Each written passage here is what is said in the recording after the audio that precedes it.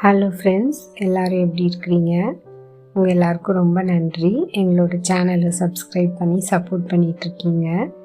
இன்றைக்கி குக்கிங் வீடியோவோட எந்த எக்ஸ்ப்ளனேஷனும் நான் கொடுக்கல. அது ரொம்ப சிம்பிளாக இருக்கும். ஆனால் நான் உங்கள்கிட்ட கொஞ்சம் ஷேர் பண்ணலான்னு நினைக்கிறேன். நான் காலேஜ் படிக்கும்போது கூட எந்த ஃபோனுமே யூஸ் பண்ணது கிடையாது.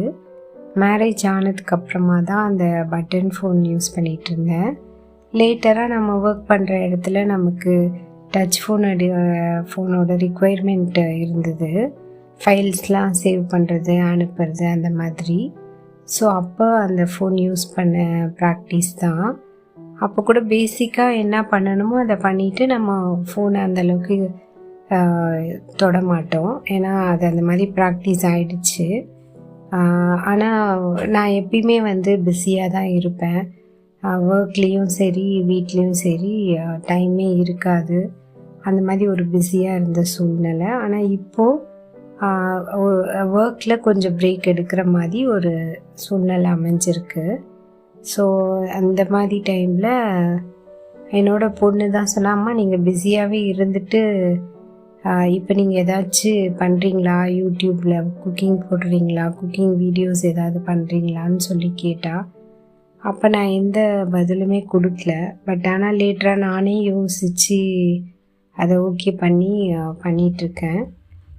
ஆனால் வீடியோஸ் எல்லாமே எடுத்து மட்டும் கொடுத்துருவேன். அதை எடிட் பண்ணி அப்லோட் பண்ணுறது எல்லாமே என்னோடய பொண்ணு தான் பண்ணுவாள். பட் அவளுக்கும் நிறைய வேலை இருக்கனால நான் கொஞ்சம் வெயிட் பண்ணணும்.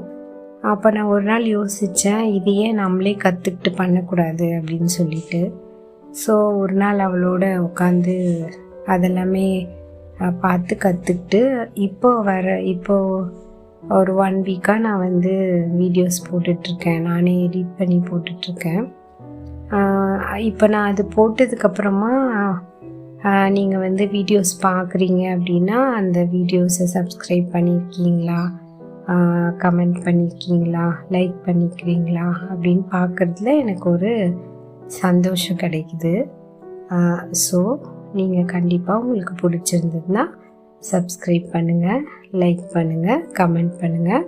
அது உண்மையாலுமே எனக்கு ஒரு என்கரேஜ்மெண்ட்டாக இருக்கும். நீங்கள் கூட லைஃப்பில் டிபெண்ட் பண்ணாமல் உங்களால் எதெல்லாம் முடியுமோ, எதெல்லாம் கற்றுக்க முடியுமோ அதெல்லாம் கற்றுக்கோங்க. நம்மளால் முடியாத காரியம் ஒன்றுமே இல்லை. Thank you so much for watching this video.